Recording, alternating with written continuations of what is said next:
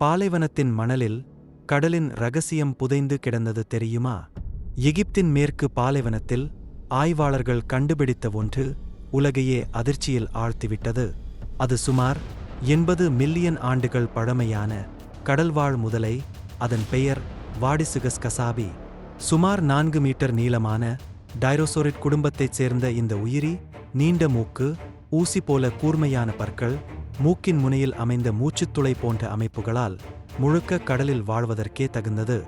இவை அனைத்தும் கடல் வேட்டைக்கே தகுந்த தனிச்சிறப்புகள். ஆனால் இதை கண்டுபிடித்தது எங்கு தெரியுமா?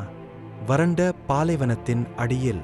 இதனால் ஆய்வாளர்கள் கருதுகிறார்கள், ஒரு காலத்தில் எகிப்து கடலால் மூழ்கியிருந்திருக்கலாம் என்று. டைனோசர்கள் அழியும் காலத்துக்கு முன்பே வாழ்ந்த இந்த உயிரி பூமியின் வரலாற்றில் இன்னும் எத்தனை மர்மங்கள் புதைந்திருக்கின்றன என்பதை நினைவூட்டுகிறது.